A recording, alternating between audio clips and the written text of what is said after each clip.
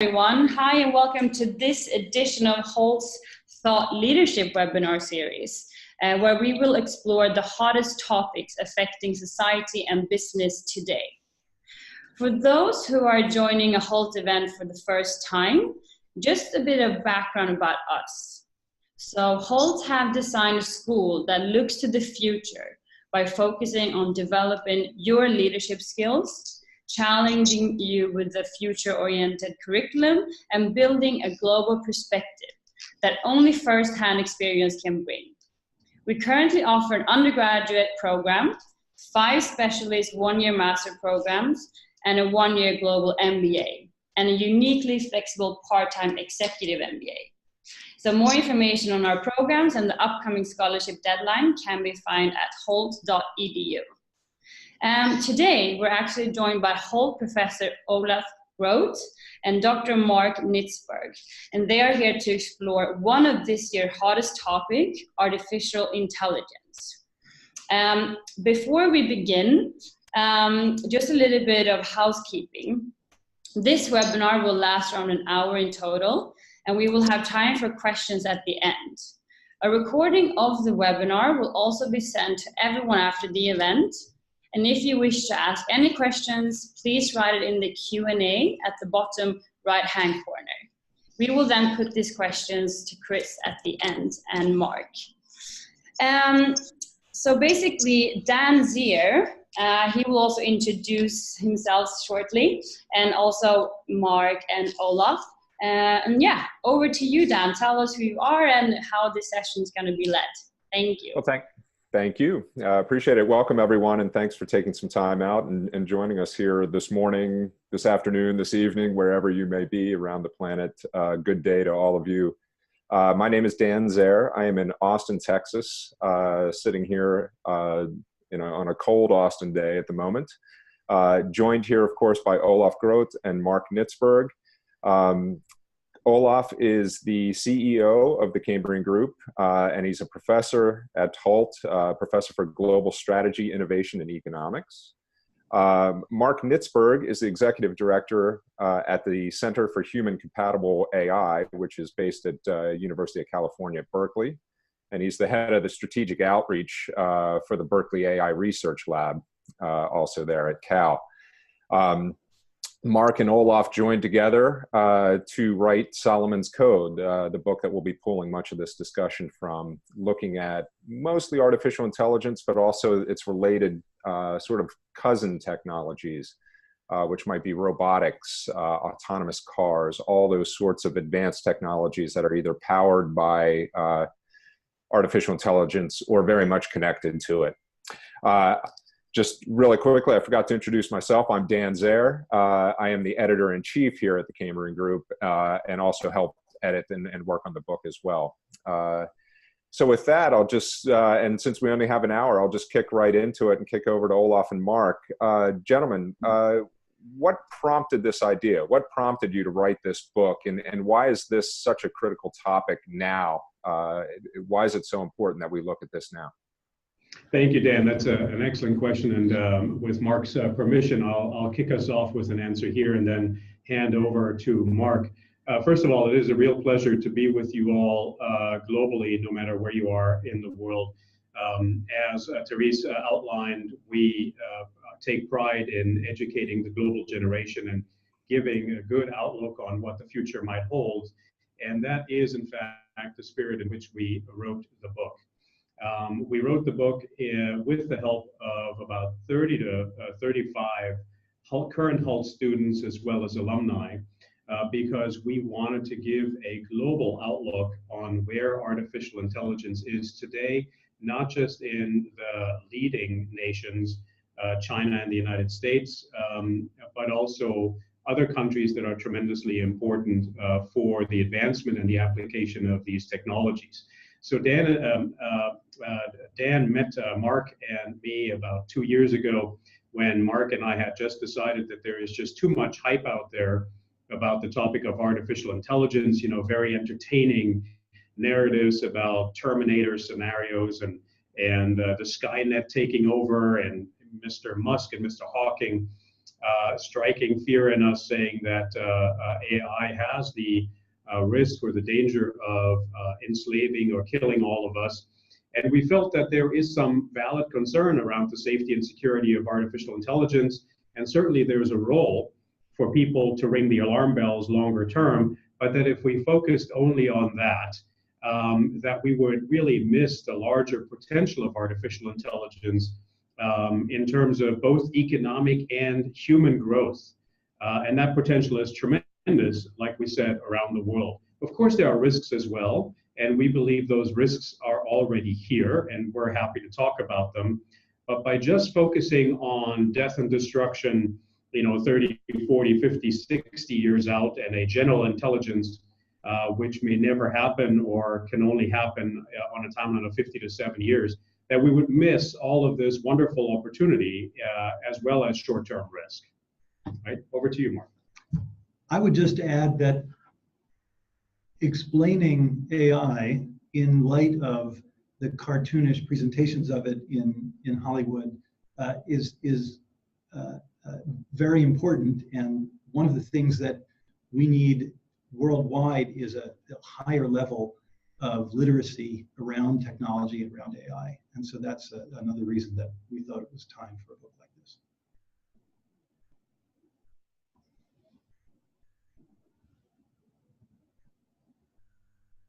Sorry about that. AI has been around for, depending on how you look at it, either a while or a relatively short period of time, depending on the comparison. Essentially, since around the mid to late 1950s, it's a relatively new technology, all things considered. But we have seen it go through several waves of high interest and low interest as well. What's different about this time around? Obviously, it's on a huge upswing. A big push. What's different about its role in sort of this sort of coming industrial revolution, or this emerging industrial revolution that may be different from what we saw with the personal computer or prior major transformations? Yeah, so you're quite right, Dan. Artificial intelligence has been around, depending on how you define it, for the better part of 60 to 70 years. So what is different now? And the short answer is scale. Scale is different today. The first one is the scale of computing power, right? So the pure power of processors and computers around the world to digest a much larger amount of data that we have today than we have had any time in history. So that's the second answer, is the scale of data, right? Matched with the scale of computing power. And then, of course, on top of that, we have had some significant breakthroughs, about 3 or so over the last 1 to 1.5 decades, especially when it comes to machine learning and deep learning, that then fell on fertile ground, right? Because these breakthroughs would have been useless if we hadn't had the right computing power and the right amount of data, so that these algorithms, these neural network algorithms, could go to town on all of that information. If you ask me about the broader question of how is this cognitive revolution or this AI revolution different from previous revolutions such as the industrial one, then I'd have to say that's because this one is getting into our heads. It is automating decisions, right? Previously, we have automated physical processes. Now we are automating thought processes. And so the impact of that is much more pervasive throughout society. So now we are not just impacting people who previously were preoccupied with manual labor, farm labor, but today we are actually impacting people who are in white-collar jobs and who are seeing part of what they do every day automated, right? So that's also why it's different. And of course, we can talk about structural changes that flow from that, such as industries being taken apart, the need for new business models, and so on and so forth. But it goes much further than that. Artificial intelligence is going to disrupt and redesign life processes and life patterns for all of us as we increasingly utilize these technologies. Right? Would you add anything to that? I would just get back to the scale issue. the first wave of AI that really made it into any industry was during a period where if there was a computer, it was either on a desk or in its own computing center, and we were not all carrying computers around in our pockets. And so that it had some impact on finance, and it made a little bit of a headway in healthcare, but it didn't really touch all of us in a way that it does now. That's an interesting point with the phones. I'm so used to thinking of my phone as like having a computer in my pocket, but it's also essentially a tracking device, something that can monitor or measure a lot of what I do in my everyday life, whether it's location or interaction, the content I'm consuming, whatever it might be. It's a two-way street. So that's, that's very true, Dan. I mean, even things that are seem rather menial to us, right? Like measuring battery levels and charging cycles in your phone, which some micro-lending apps that use artificial intelligence are now taking as one variable to assess whether you are creditworthy, right?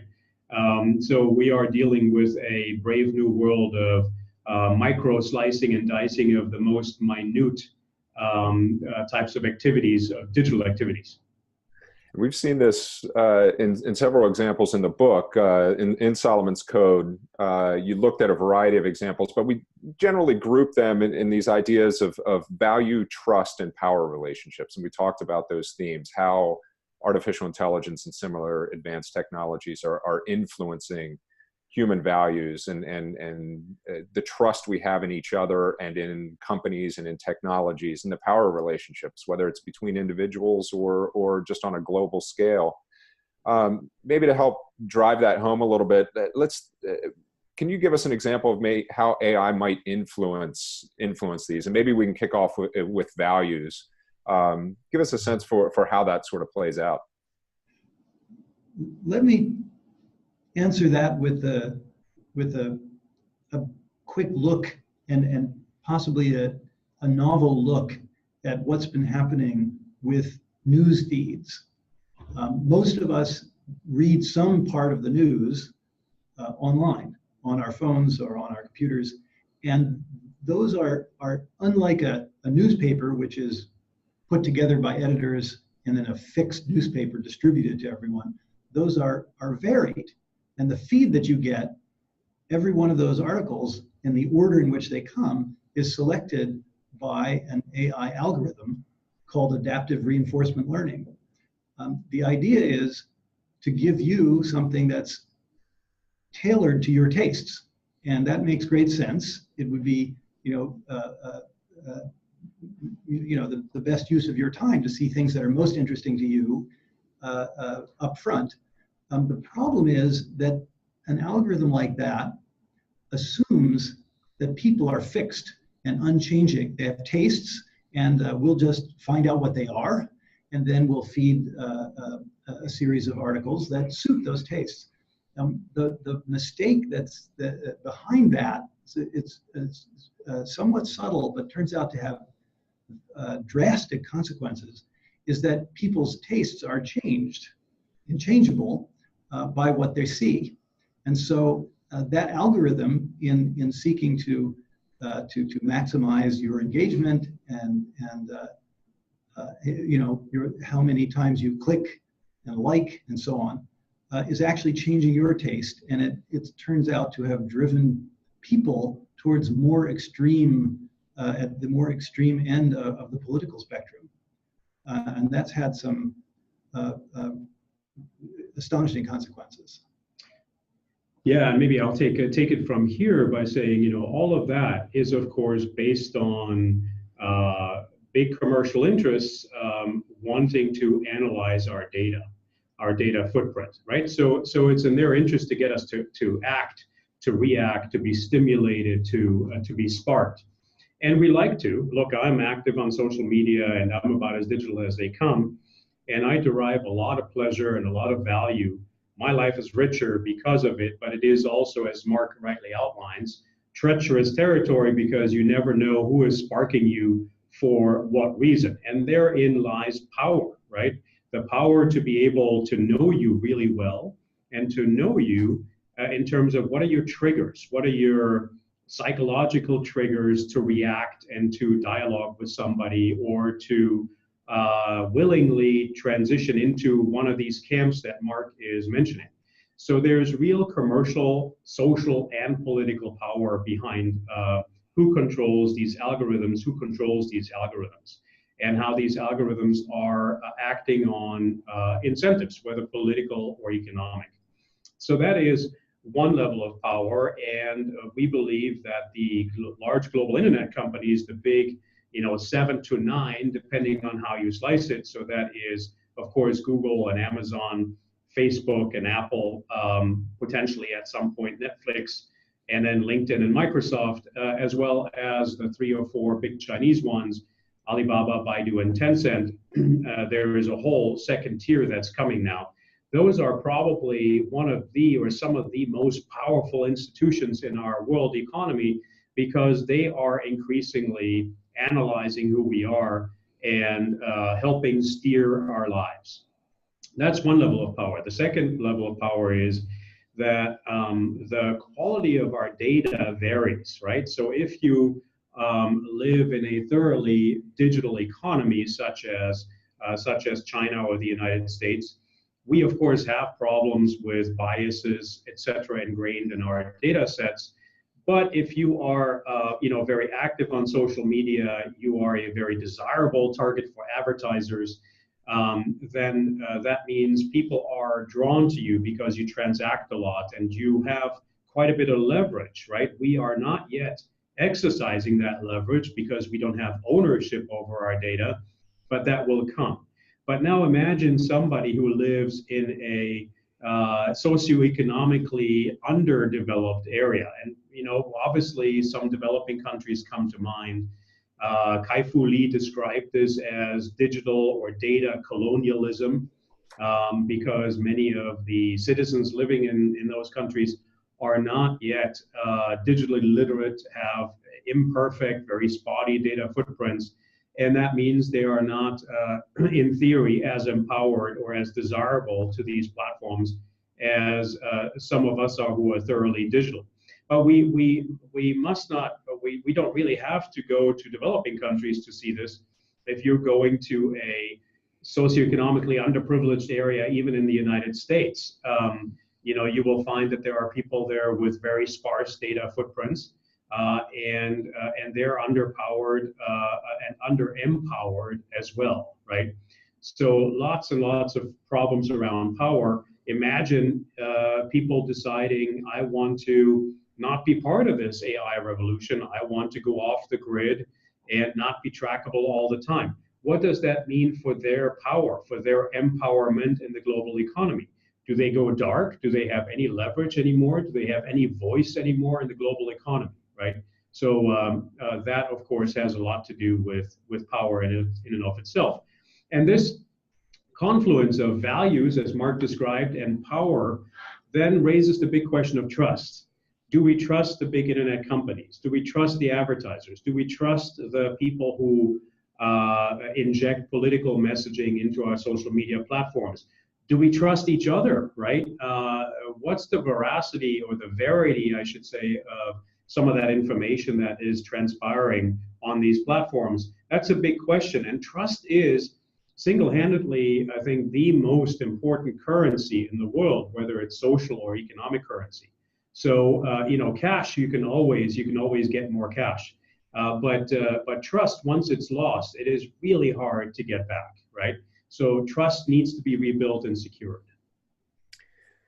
It's interesting too, trust in what we consume in this day and age with new models like generative adversarial networks and that sort of thing, getting better and better at making, say, a video that looks as if I'm saying something I would never say, for example, or having Obama look like he's delivering one of Trump's speeches or something like that.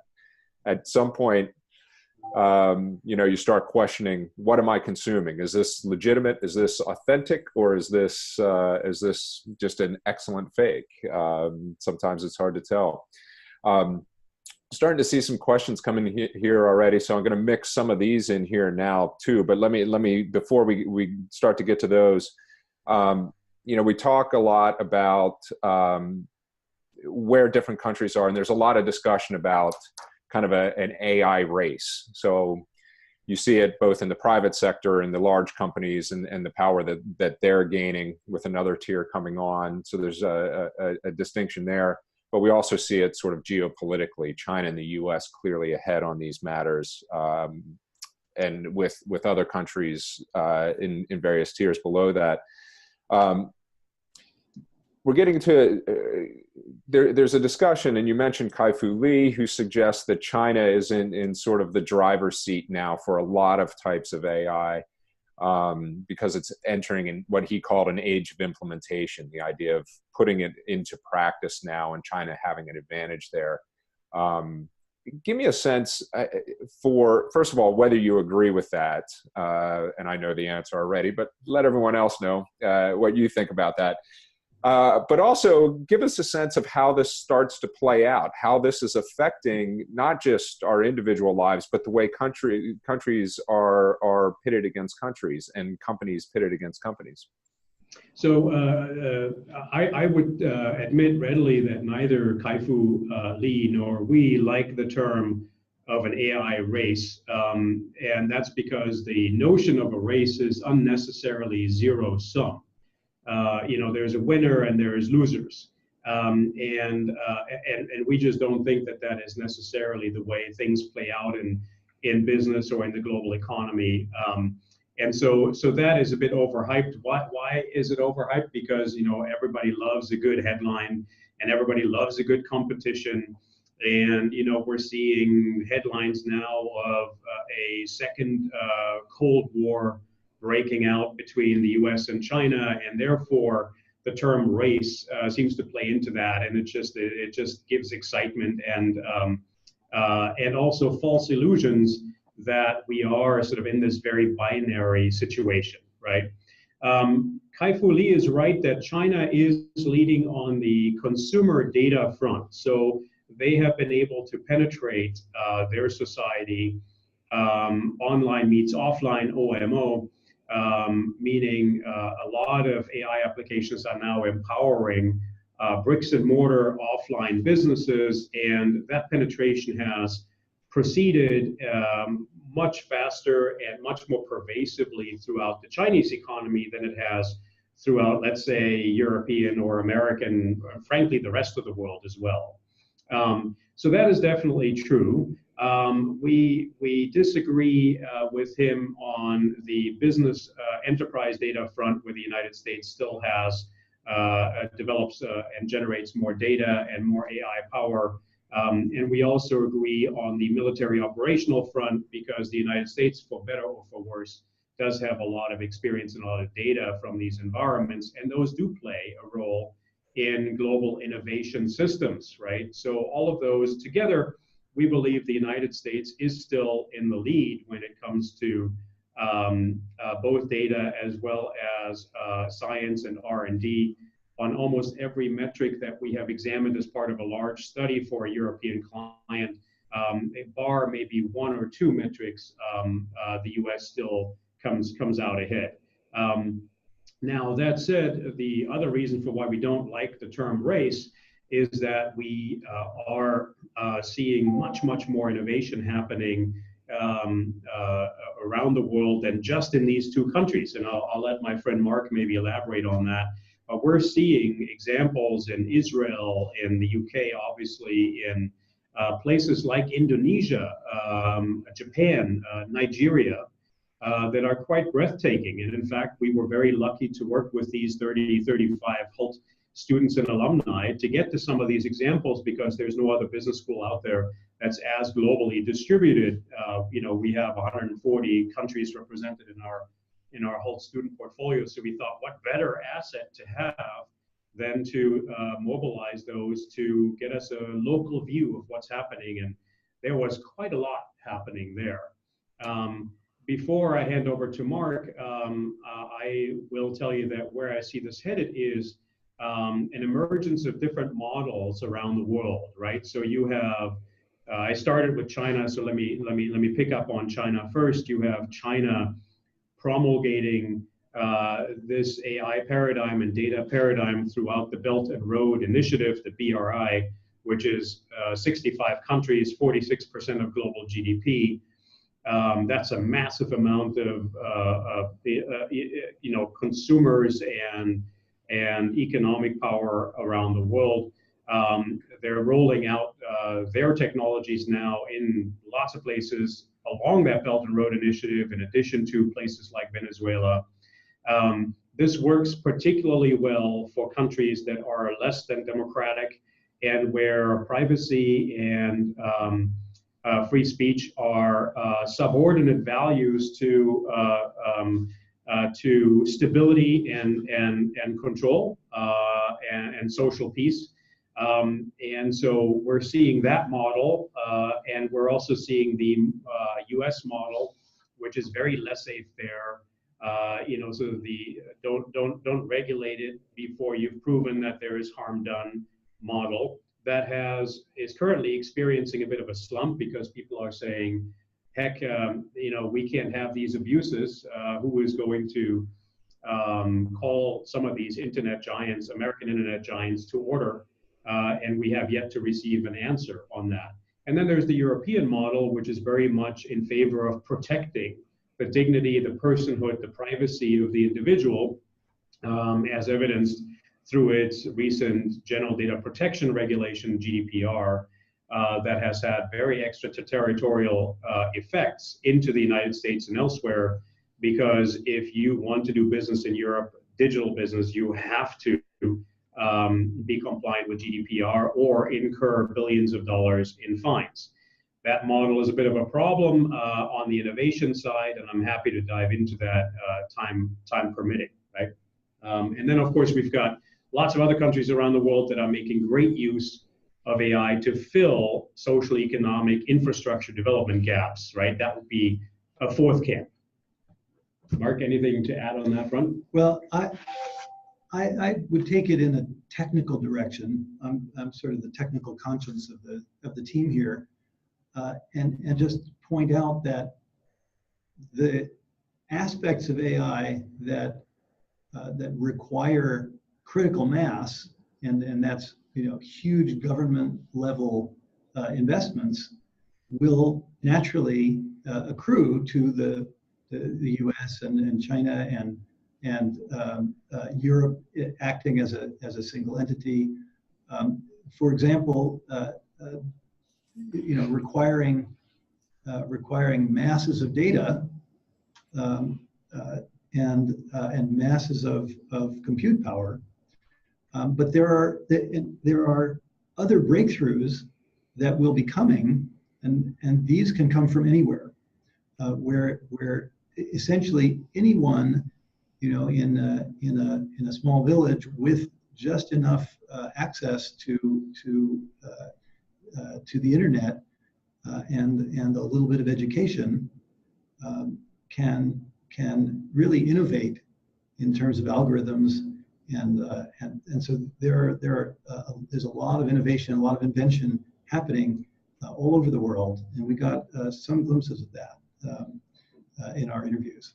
Yeah, the book is rich in examples from all over the world that are really breathtaking, from empowering people to be part of the economic process, thereby giving them a political voice, to healing people in remote islands of Indonesia, and of course there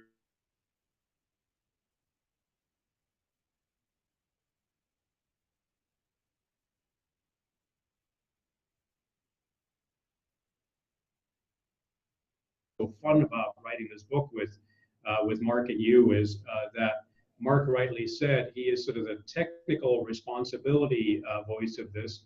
I come at this from more of a global trends and economics and policy and politics angle. And really why we had that combination is the fact that with AI, because it's getting into people's heads, because it has such an impact, positive and negative, on our societies, really ethics is no longer optional, right? Ethics, responsibility, and technology are now tied by the hip. And if there was ever any doubt to any entrepreneur in technology that that's the case, that doubt has recently been erased, whether it's by way of, China's social credit system or, similar surveillance measures here in the United States, or Mr. Putin saying, those who control artificial intelligence will eventually run the world, right? Which is slightly over-dramatized statement, but not wrong. We believe that this is the era where we have to be responsible as business leaders, as economists, as technologists, and therefore we had this combination on our team, right?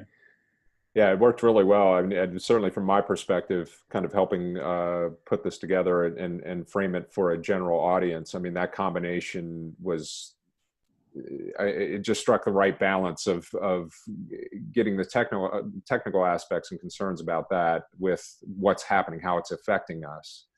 And I think that fits really well with a lot of the questions we're getting coming in. A lot of them wondering about specifically the impact of these technologies on jobs. What will some of the jobs of the future look like? How will they be affected? We had one question about programming specifically. Will AI replace programmers eventually? Give us a sense for how you see these cognitive technologies affecting different industries and different jobs, especially for an audience that I imagine is a lot of students here sort of wondering what their future is going to look like. How is AI going to play into that? Are there jobs that are just going to disappear, or how will they be changed? Give us a sense of how you're thinking about the future role of AI in the workplace. Sure, I'm going to make a start, and then maybe Mark can pick up on, he's done some interesting travels in the world of robotics as well that are probably a good augment to the answer. So here's the net effect of it. We all, and that includes you, Dan, Mark, and me, and our hopefully prospective students on the line, have to get used to what we have dubbed or called symbiote intelligence, symbiotic intelligence between humans and machines going forward. We're all used to certain mechanized value that is expressed in our laptops and our phones, but now these devices are getting much smarter, and we will be coming up against very smart narrow intelligence in our devices. Witness Alexa now being able to sense whether you are sad or ill.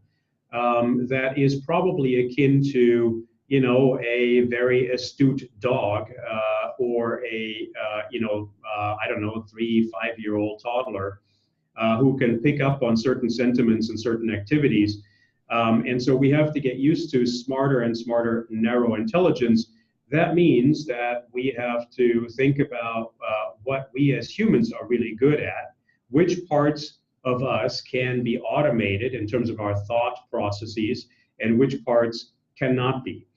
And here it is really important to draw the line between very linear, analytical, very structured and routine thought processes that computers can pick up with AI, and those thought processes that are much more complex and multi-level that we as humans are really good at, right? So most of us humans are not very good at computing with the raw processing power of a machine. We're just not fast enough. We have a very efficient brain consuming very little energy to do a lot of great things, but we are just not as empowered with raw horsepower as a machine is.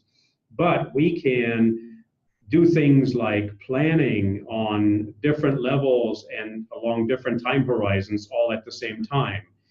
We can transpose knowledge and insights from one area to another area.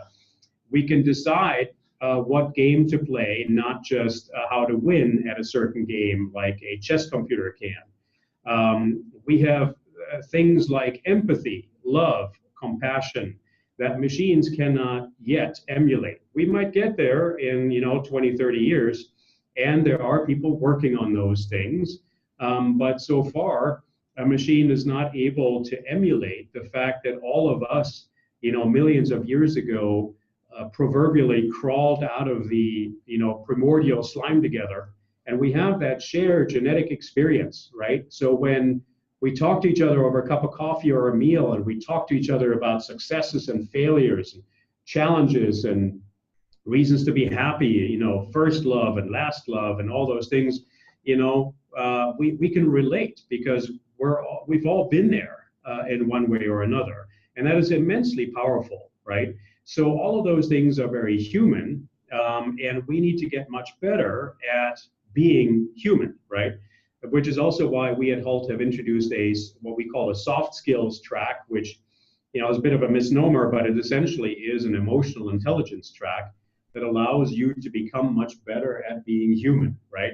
How many times have we been on the phone with a call center person and we got frustrated because they are too mechanical? Well, the problem is we're training them to act like machines rather than human beings with empathy and compassion and reasoning, right? That's another thing the machine can't yet do, to actually reason. Or things like going out and inquiring, exercising curiosity, discovering things about the world, all like out of our own energy, our own drive. All of that the machine can't do yet. So we are, of course, realistic. We believe in the McKinsey numbers, for instance. The numbers vary a little bit depending on which consultancy you ask, but we could be looking at a world where 40% of all jobs could have as much as 30% of all of their tasks automated, and yet the other stuff is fairly defensible. It's we humans are very good at certain things, or should be good at certain things machines can't do. But we need to train people. And time is of the essence, because we really cannot waste any minute anymore, right? To train ourselves in those things. So that's the general picture, and maybe Mark can say a few things also about physical jobs, because for the first time now, thinking jobs could be more threatened than physical jobs, right? Because robots can still not do certain things. Let me answer one of the questions that came in. Dan, you said that someone was asking, is computer programming going to be automated away by AI? And I think the answer is no. If you watch the course of what the job is to be a coder over the last 15 years, it's been evolving, and now any coder worth her salt will be learning new languages and new techniques continually. So that's already required. This is before AI is coming in. It's just that there are tools that take care of the details, right? Back at the beginning, a compiler would take a high-level description and turn it into the low-level machine code. And so that compiler changed the job of the programmer, right? The original programmers were just turning switches and putting the machine code in directly. Then there's a higher level language where you describe it in something that's a little closer to English. And now there's a wide range of languages and a lot of tools and frameworks that are evolving. I do have a friend who is working on completely automating programming, and I don't believe he's going to do it in his lifetime. But he took the same system that was trained to perform well on video games, and you do that by feeding a certain system the parameters where they can turn the knobs and then play the game, and they just turn the knobs somewhat at random and learn how to turn the knobs in order to get the score to go up, right? And pointed that instead of at a video game, at the programming tasks in GitHub that are debugging, existing programs. So you give it examples there, and I haven't heard from him in 2 years. So I don't think that really is a threat at this point.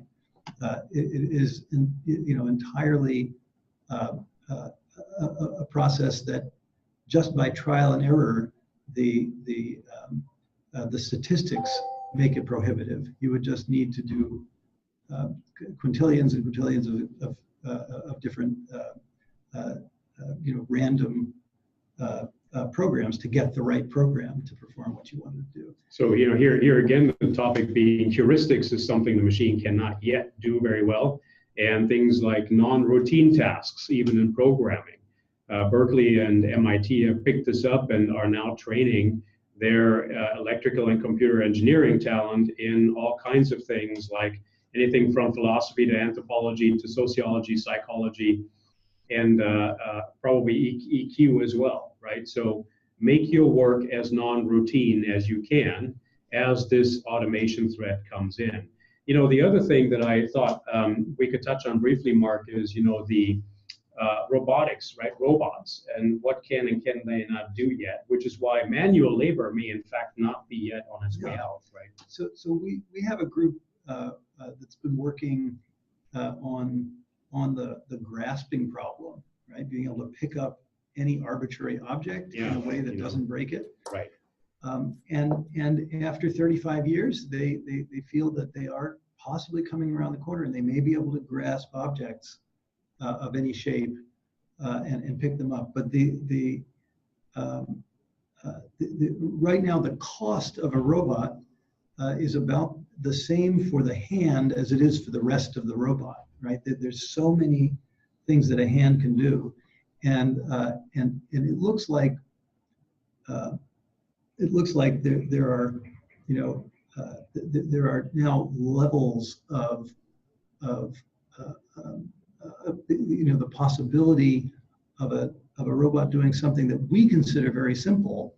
I think, for example, we talked about a robot that can do dishes, right?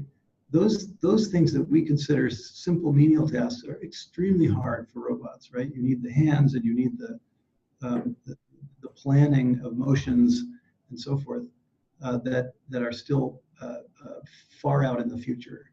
So I think there's some, you know, some sense that we'll be taking care of very specific tasks, but the things that we consider somewhat menial may elude us for quite some time in terms of robots taking those tasks. If you're an accountant who likes to just sit in a dark chamber all day long, then I would worry.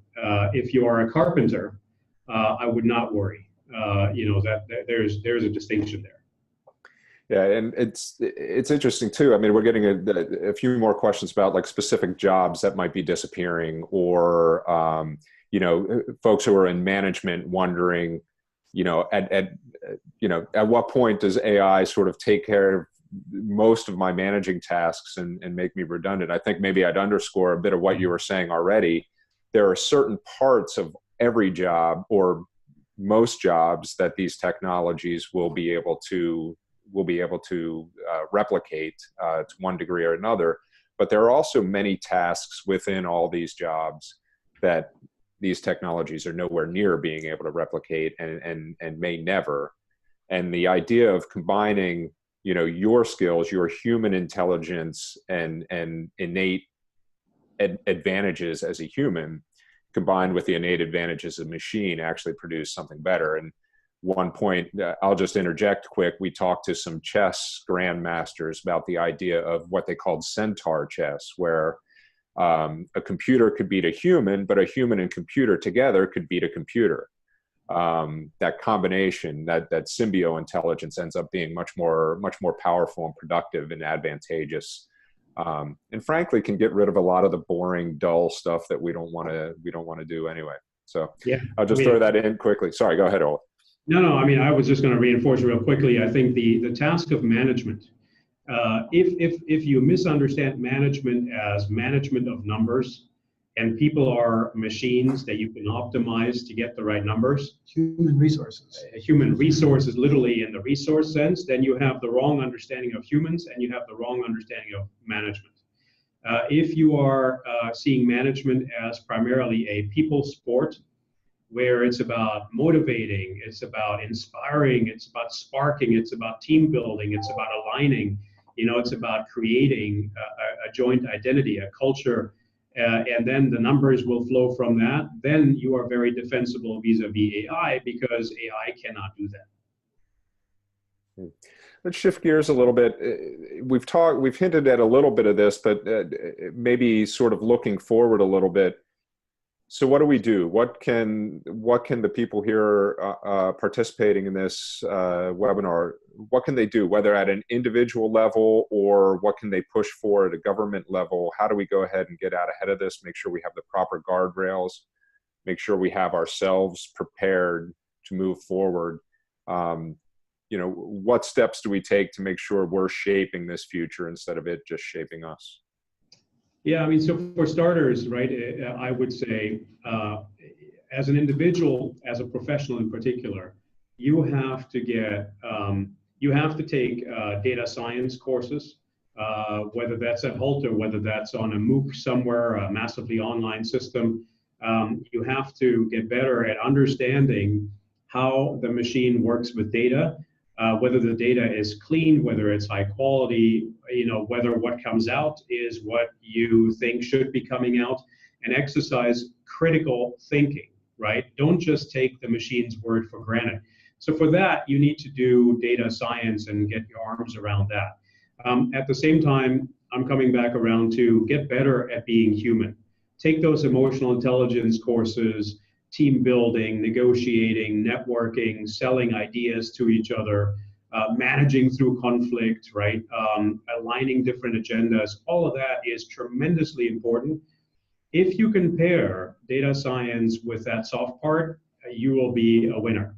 And lots of employers out there will tell you that. On a sort of more of a governance or regulatory front, Mark and I have been developing this concept of a multi-stakeholder Congress. We believe that certainly everybody who is listening, who is, the up-and-coming elite of countries, needs to get involved in a multi-stakeholder Congress to debate these issues and then kick up the really big ones to government decision makers. So we have dubbed this the Cambrian Congress. Why Cambrian? Because of the Cambrian era and the explosion of life. In that era, we want to give it a positive frame. It's all about harnessing opportunity for humankind in a safe way. It's not about preventing opportunity.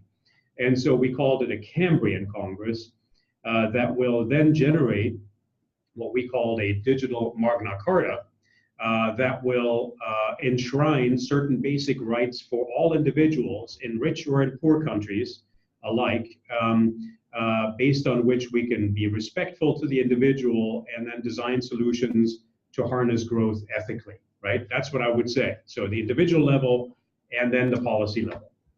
Right? Anything else you would add to that, Mark? Just, be up to speed on this stuff and don't treat it as optional, even if you're not a techie, even if you're not an engineer or you don't want to end up in a tech business field, you do have to get smart on this stuff and have a voice. Along similar lines, are a few questions about the role that government will play in AI regulation. And we've seen, and you alluded to some of this before, some different approaches throughout the world. The GDPR in the EU, for example, different ways that China and the US are reacting to this and other countries as well. Give us a sense of your take on the role of government in regulating this and how you balance that against freedom for innovation and similar transformation. Let me start. It seems that it needs to be a combination of proactive and reactive. One of the reactive laws that recently came up in California is the bot disclosure law. If you are running a bot in interacting with customers or people in general, then it must disclose that it is not a person. That is to say, in very specific settings where it has a goal of affecting a vote or convincing you to buy a product, and that's really a novel development. Really, nothing like that has existed anywhere else. And it's a start. It's too weak, but it's a start. These are the kinds of things that are coming reactively, and proactively. Of course, there's a lot of discussion, and Olaf alluded to the GDPR and so on. Yeah, government is definitely needed. Look, I mean, GDPR was a very good, useful signal to the rest of the world that we need to respect the individual. yes, it's too general. We believe it needs to be more application specific, because this could then open up more room for innovation, right? If you make every bot, no matter what they do, give it the requirement that it be transparent in how it explain itself, you're probably missing out on a lot of innovation opportunity, because not every startup entrepreneur can afford to design that into their bot. But that's now the conversation that needs to be had based on a very good signal that was sent. But we believe that this cannot be led by elites only. We have all seen various elites in this space become active. Large internet corporations, data corporations have started the partnership on artificial intelligence because they realize there are these issues out there. Scientists have signed the Asilomar principles. Engineers, such as in the IEEE, have launched various ethics and policy committees on which Mark and I serve. I also serve on the UK All-Parliamentary AI Governance Group, which is now a separate initiative that is also coming back around to the same realization that this must not just be government, just be scientists or engineers or just be business people, but really involve civil society. Why? Because all this data business touches on our identity, touches on our livelihoods. It touches the fabric of our families, of our societies, right? So we all need to have a voice. And AI actually allows us, for the first time in innovation history, to solicit individual views and synthesize them into patterns and into votes and decisions. So it can be done. And yes, we need to innovate new decision and voting mechanisms, but that can be done. So we believe that it's all of these stakeholders working together, and we have a method for it. There's a method to the madness. Part of it we're describing in chapter 8 of the book, and part of it you would still have to stay tuned for. Like business itself and like the economy, I mean, this to some extent, technology runs across borders.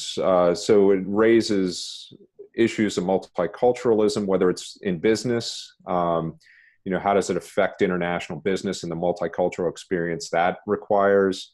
It raises questions about security and privacy, and different approaches to that in different countries. I guess as you look across this and we talk about sort of, coming up with a sense of we'll just say guardrails for this or guidelines for this development, how do you pull all of that global difference in and think about that, whether it's as a business person or as just in a regulatory environment and that sort of thing? How do we balance those competing values and those competing experiences? It's very, very difficult, right? So Mark and I serve on various forums where it's becoming very clear that countries aren't seeing eye to eye necessarily. The biggest difference, of course, is between China and the Western world, right? China is driving a rather sort of techno-communitarian Confucianism about all of this, which, as I said before, subordinates privacy and personhood to societal stability. The West is very much focused on this very individualist enlightenment framework that says, look, the person first, everything else later. Both have problems and promises.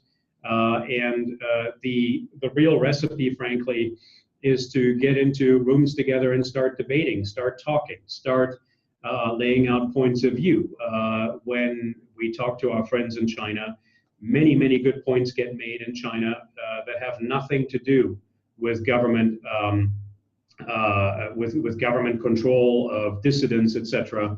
But that simply have to do with people needing certain things in their lives, and coming back around to China having, for instance, done a fantastic job lifting 400, 500 million people out of poverty over the last 40 years. I mean, that's a phenomenal thing to do, and of course, it's come at great cost as well. But to listen to these points of view is a good starting point. As we describe in chapter 8, It's not like the United Nations can simply step in and regulate this stuff. That doesn't work. It hasn't really worked very well ever for very hairy problems, with few exceptions.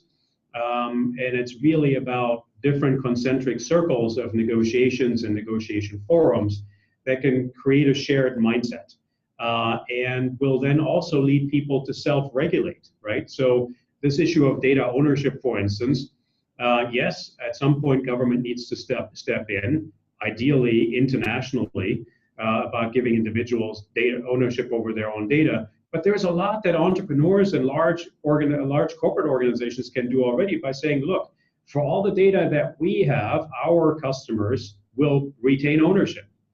There are business models you can structure around that. So we don't need to wait for government to take action. Makes sense. I'll just throw this question out here because Mohammed asked a few, and I want to definitely get to one, and it's one that I particularly like. So I'll take moderator's prerogative and throw this out. What do you think about consciousness in artificial intelligence and the possibilities for that, or where it stands and where it might go? That's a good one. I like that question. Yes. So I actually think that if you talk to anyone working in AI, developing some portion of the algorithms and the new techniques and so on, and ask them, could you create consciousness? I have a blank check here. How much would it cost? I think essentially everyone would say, no, I can't do that. It doesn't matter how much you pay me. Partly because it's not well understood. But partly because what we are aiming for with AI is in fact not related to creating consciousness. It's the working definition for the general artificial intelligence, which is considered the holy grail, is technology which can perform any task that a human can perform at least as well as a human, and that is a measure of performing tasks, and not a measure of whether it has a sense of itself, right? So that's my answer. No, What's that's your a answer? great. No, that's definitely right. One way we tend to answer this question. The other way is this: amongst all the scholars out there, Dan, as you know, that we interviewed, there's very little consensus as to what consciousness actually is. The expert opinion we hear most often is that consciousness is what they call an emergent property, meaning our brain is constructed in such a way that certain things collide, and all of a sudden we get this phenomenon that we call consciousness that sort of bubbles up. And emergent means it's not like A plus B plus C equals consciousness, right? You cannot deduce it or construct it like that, but it's rather something that happens in very complex system of systems that just appears, and we often can't explain it. So the answer to the question, the other answer would be that it may not be something we're aiming for, and we may never purposefully achieve, but it's something that could just happen along the way, right? Especially if you define consciousness as self-awareness. And then the bigger question I would tell to Mohammed is actually, once that happens and we have some degree of whatever juvenile or basic consciousness, what happens if we don't have conscience at the same time? Meaning a set of guiding values for these machines that will actually guide consciousness. Because cognition and consciousness without conscience, a moral guidance system, that's really dangerous, right? The AI sociopath, as it were. Yeah, exactly. Security is another note that's come up in several of the questions here. Let's talk specifically about that. I mean, given that this, as you phrased it, Olaf, this is getting into our brains and getting into our lives in a much deeper, more pervasive way. How confident can we be that we'll be able to secure this, that we'll be able to keep ourselves and our lives secure from even greater influence than what we already see in the Facebooks and Twitters and other things that are already influencing our decisions? I think there are a couple of reasons to be optimistic, and one big reason to be worried.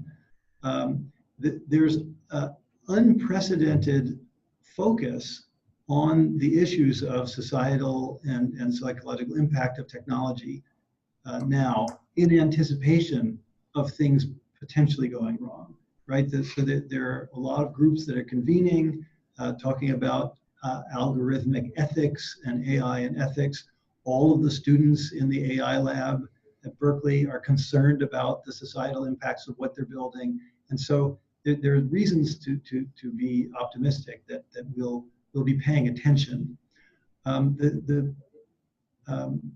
The reason that to worry is that that there are aspects of this at scale where the effects won't be known until they're known. They're everywhere, and so for that reason, there's a sense that we really should be paying careful attention.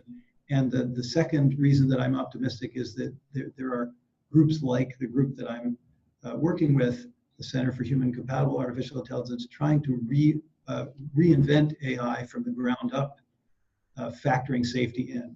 And there, it's really based on a kind of a common ground idea of safety, no one wants their leg ripped off, that sort of safety, right? The protections that really need to be built in from the ground up. So that's the view from where I sit. How about from where you sit? Yeah, no, I would second that, and certainly you do that work on an everyday basis. I would say from a cybersecurity angle, just to add that element on top of it, we have talked to some of the best known experts out there launching and running startups, trying to beat AI-based malware with their own AI-based technologies. And we've seen some or heard about some astounding techniques that seem very sophisticated. Everybody, of course, who works in the field will tell you there is really no way to win that race. And here, really, it is a race because you're always racing against somebody who's trying to beat you. And there, it's about recognizing threats as they come in and mitigating them, and always staying a step or two ahead.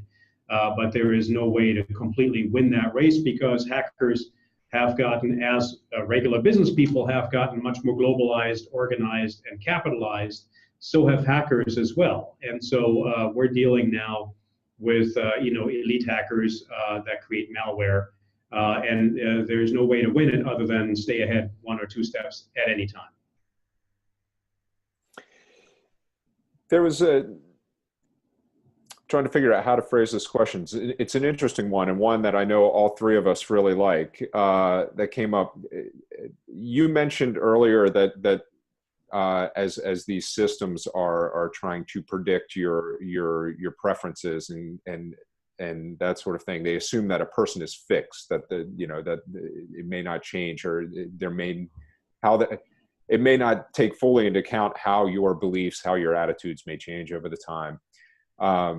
And there was a question about maybe part of the problem is those recommender systems are very much linked to accuracy, and getting it more and more accurate.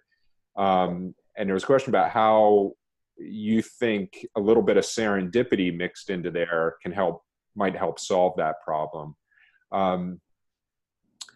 Just twisting that a little bit, as you look at AI that looks at our past actions and tries to predict for us, and as we give more control over these things, I guess, what role does random chance play into this? What role does serendipity play into this? What role does just our ability to choose something that may not be the wisest thing, but just might be more fun, play into this? I guess, where do we have that? How do we maintain that personal control, to not always do maybe what's best for us or what's particularly recommended for us? There are some websites, some services that do that as a matter of premeditated programming, right? So we have heard of dating websites that actually randomize certain, or maybe randomize is the wrong word, but try to mix certain factors, variables into partner matching where they know that you and your partner have different inclinations. And that's because they know from human psychology that couples can't be completely the same, or they lose interest, right? And so they have figured out which personality variables can be different so as to spark interest in each other, and where you have to stay closely aligned. So there's some precedent out there. I can't remember whether it was Netflix or Amazon, but one of them has now started randomizing some of their choices or selections for you in order to keep things fresh. Otherwise, you keep seeing the same old movies over and over and over again. Then there is the manual way to do this. When you're on Facebook and you are seeing the same people commenting about the same political events all the time, deliberately click on websites that you would normally not click on. So if you're of political persuasion A, deliberately go to political persuasion B, click on their sites and see what people are saying there. The algorithms will pick that up as part of your behavior. And by the way, it's also to make a point to the internet companies that you are much more complex than just belonging to one camp, right? And then the fourth point is we all have to demand that these algorithms not just measure us historically, but that they understand how we want to change and evolve and be different, because all of us, and some of you on the line, wouldn't be going, or considering to go to business school if it wasn't for the fact that you wanted to evolve and change and grow as a person and become somebody slightly different, right? Maybe that's just being a better professional, a better manager, or becoming a C-level executive one day.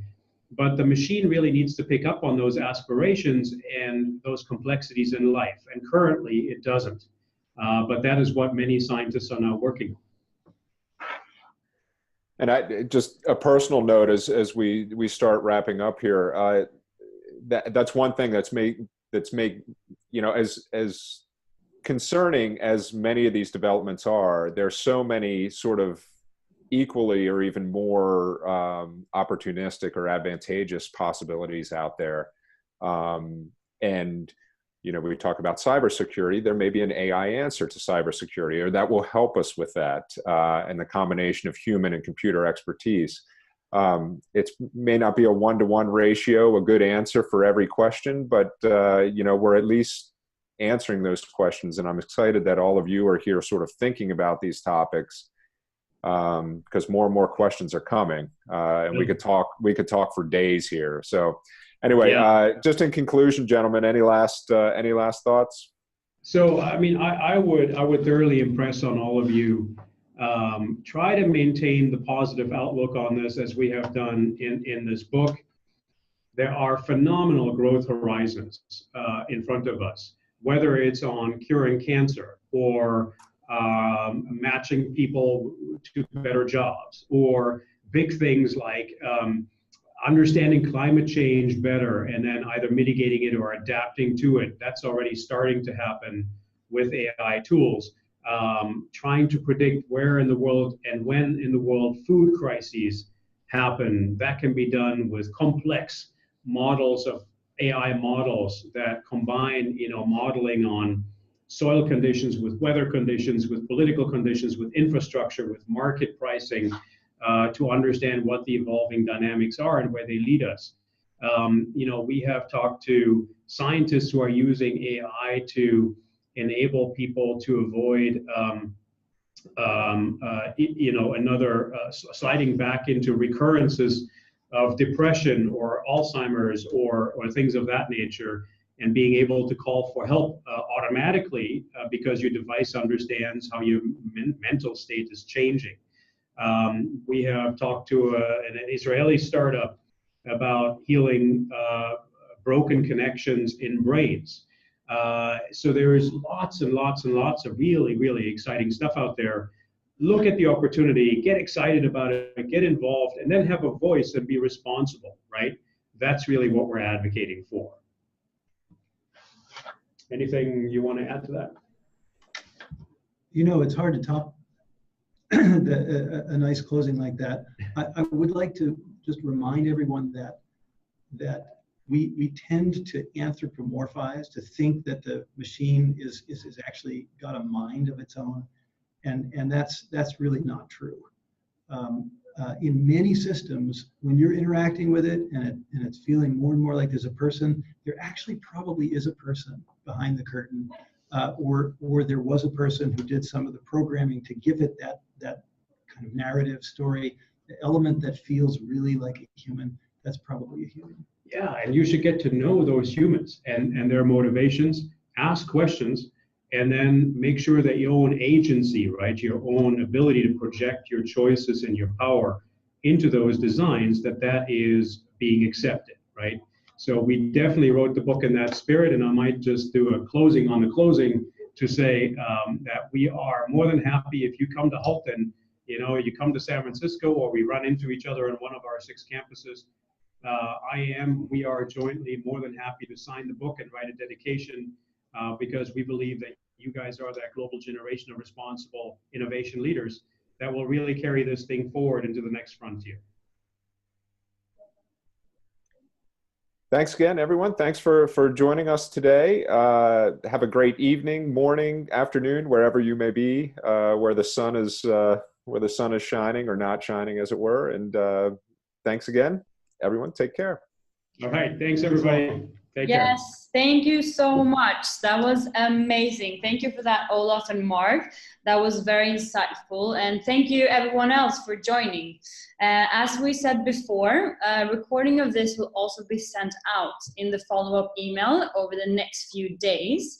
But if you would like to know more about Holt and our courses, please visit us at holt.edu.